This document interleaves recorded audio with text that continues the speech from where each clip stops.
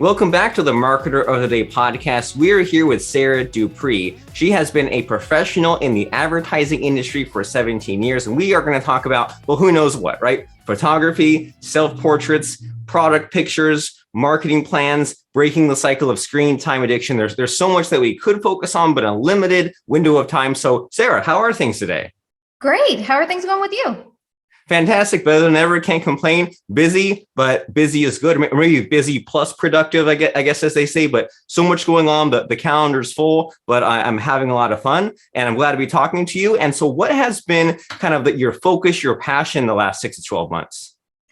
Really helping entrepreneurs and small businesses create marketing plans on social media so that they can step away from their social media and not spend so much time. Because here's the thing about social media.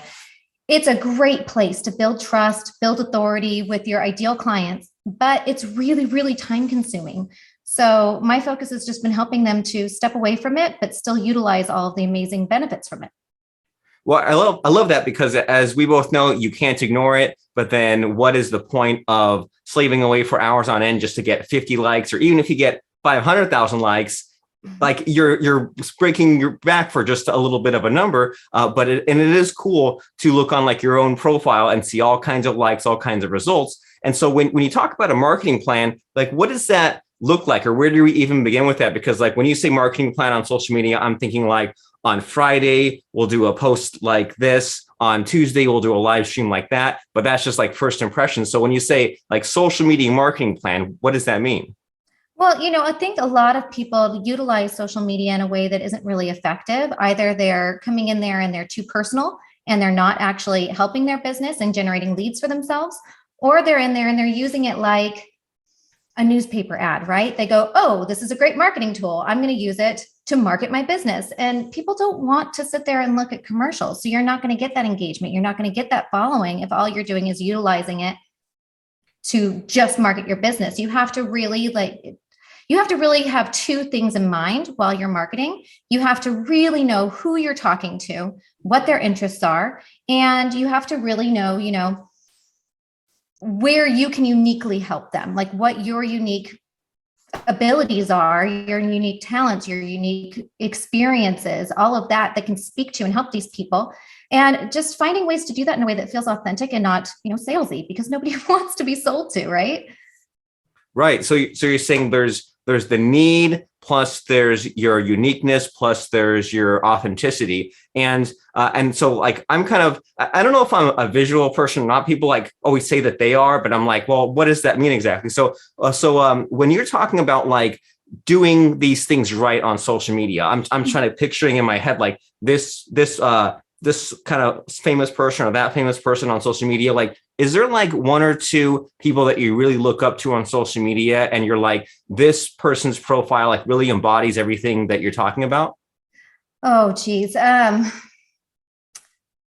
really love Gary Vee, but he does not do what I'm talking about at all, kind of, sort of. So he's way more present than I would ever expect any of my clients to be. But he also has a full team of people behind him that help him do that. But he utilizes it in that way where he's not out there and he's not selling. He's not, telling people, hey, come and do this thing with me or come and watch my things. He's telling people like value, value, value, education. He's giving them everything for free so that people are following him because they genuinely want to know what he has to say next, right?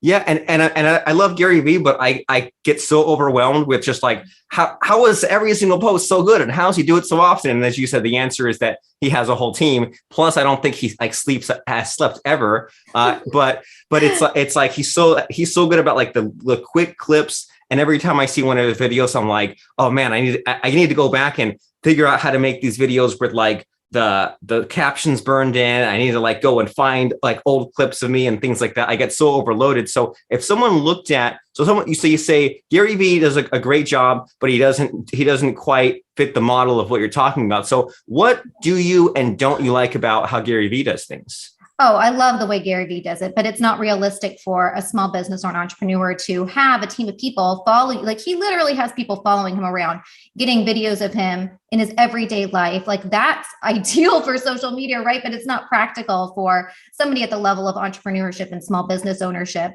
to have somebody that's dedicated to that on your staff, right? Or multiple people dedicated to that on your staff. So the way that he does it is great, but it's just not practical for most people, right? Okay, well, fair enough. And so as far as maybe all of us want to be mini Gary V's out there, what's a good starting point? If someone says, I have social media, I post on it sometimes, maybe I have a schedule some weeks, but sometimes not. What should someone be doing? Should they be like looking into hiring someone to start doing posting for them, making a content plan, or just go and film a quick video today and put it out there? Like, what's a good jumping off point? I think it's a combination of all those things, and it depends on where you are in your business too. So absolutely, it's ideal and it's essential really for anybody to have a plan in place. And I like to tell people that you should dedicate 1 to 3 days a month where you're brainstorming content, you're shooting that content. And just really figuring out what it is that you want to share with your audience and what it is too that they want to know. So you have to really dive into, again, knowing who they are and going into those communities and seeing what's being discussed in there and what is your opinion on that, and sharing that with people. So spending a day researching that, spending a day writing the content that goes with it, spending another day shooting it. And then for the rest of the month, you have it all done and you spend 1 minute a day. You choose one social media platform that is your platform, and you kind of let the other stuff trickle down, but you really kind of dedicate your content based on that social media platform. And then you let the other stuff kind of trickle down and you tweak it a little bit for each one. But for the most part, you kind of, where your target market is hanging out and you really focus on that one and then let the other stuff kind of trickle down.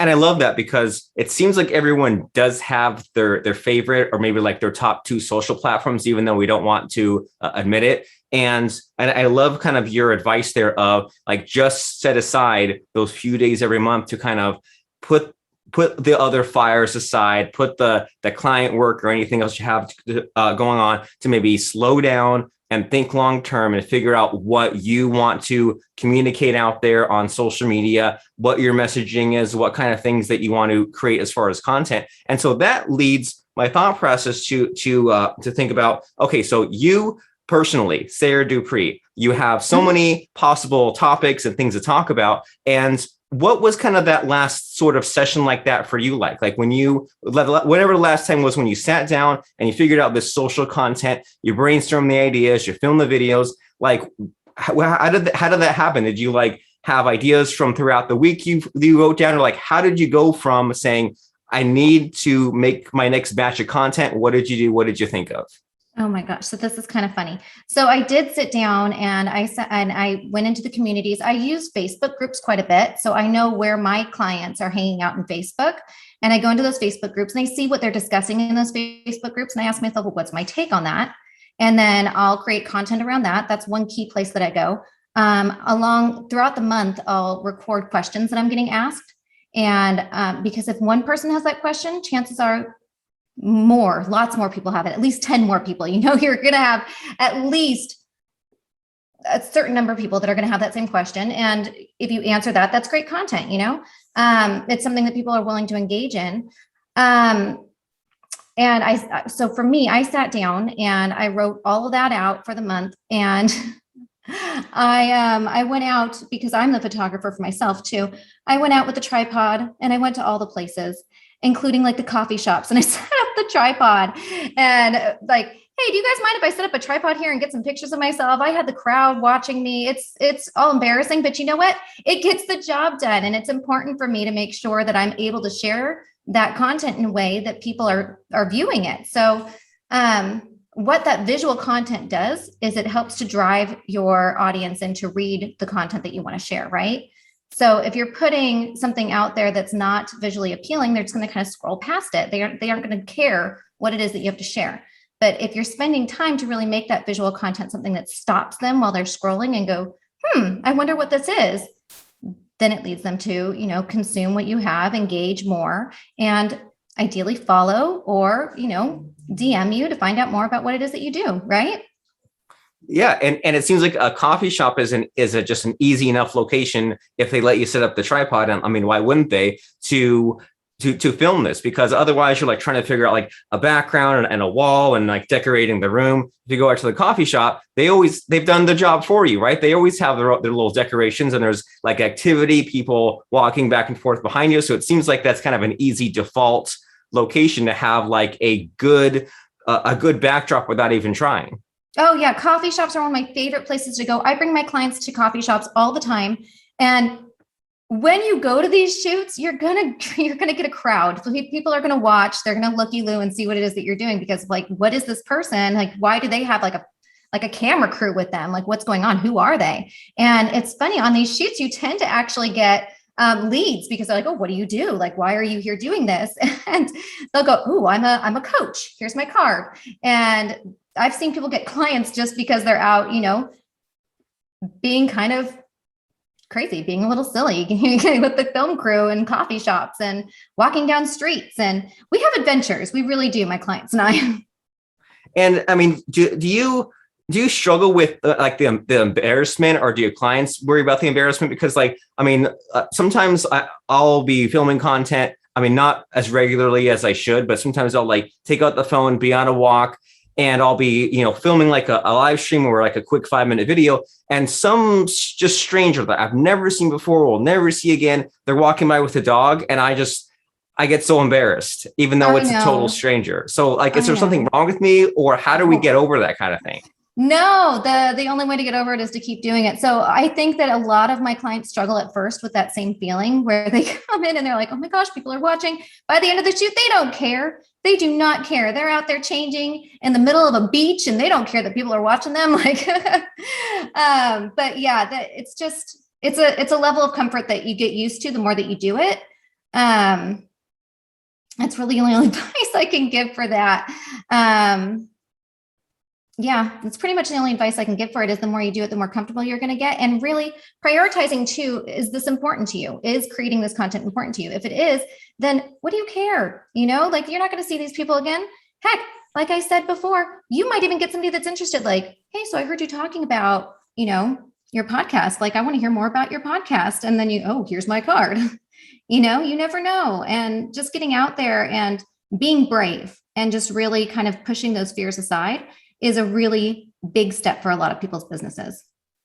And I mean, it seems like that's how you get what you want in life in general, of doing it despite the fear, and maybe like weighing the pros and cons, especially the pros of, well, you get this amazing content. It will convert better, at least as far as like people like watching after the first few seconds of the video, because of this cool backdrop, plus the added bonus of people watching you and you getting known for that. And you always hear so much about these days of being specific and having polarization and kind of getting the haters to hate you, maybe on purpose. I mean, I'm sure Gary Vee has tons of haters who just like say, oh, well, I'm not even going to listen to him because this advice, right? Gary Vee says, don't go to college. I'll never listen to anything he has to say. Good. He does not want you to listen to him anyway. He wants the people that are his future clients to be listening to him. So that's all like one of those like really good reminders of the way things are, the way things are going. And so you filmed these kind of coffee shop videos, or at least you did this last time. And then as far as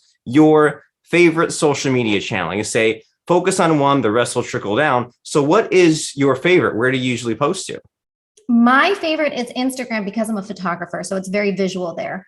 And a lot of my clients are struggling with how to show up on Instagram. So being able to utilize that platform and teach people how to for their small businesses and entrepreneurship, it's a really valuable asset for me. It's not the obvious choice though, because I am a business to business person. So you would think more LinkedIn.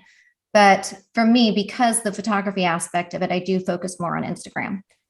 Okay. And then so on Instagram, so you're posting I'm assuming like videos and still images from that derive from the videos. Yeah. So I don't do screenshots from my videos. What I'll do is I'll take a separate picture for reels are really big on Instagram right now.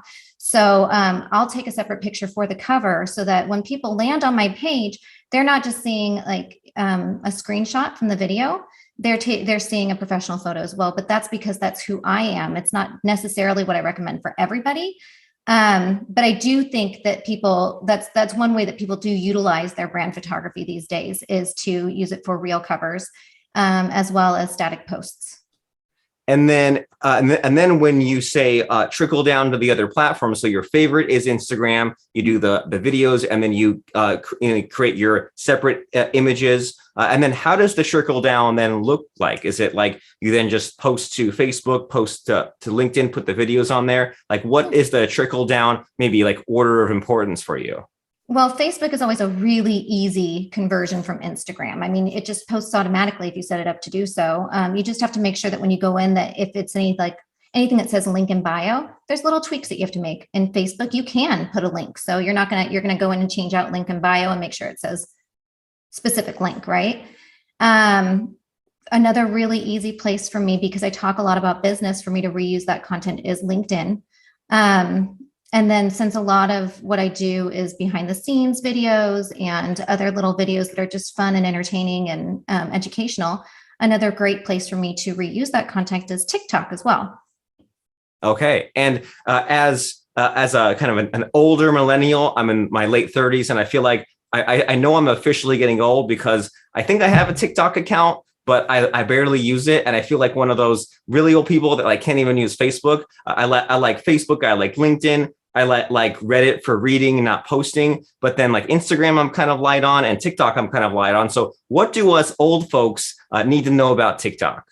I'm an older millennial too. It doesn't matter how old you are. TikTok and Instagram are very, very friendly for our age range, for sure. I think that first and foremost, you need to go into the platforms and you need to really make sure that you're utilizing them in a way that feels authentic to what that platform is. So there's things that are going to do well on Instagram that are not going to do well on TikTok, because it's just a different sort of audience. It is younger. I feel like Instagram has become very pretty. It's become very kind of perfect. Like, that Instagram life where everybody just kind of like, you do it for the gram, right? So it feels a little more, oh gosh, I'm going to say this, I'm going to get some hate for it. Feels a little judgy over there. Like, if you post something, you got to be really careful what you're posting. And then if you go over to TikTok, that's where you can just be like, hey, I'm going to say it. And people are like, yeah, you're going to say it. Let's let your freak flag fly, as they say, right? And you're going to get support for it. The more that you get out there and you say the things, you do the things, you're going to get more support for it over there. Whereas you might have been a little judged over on the Instagrams, right?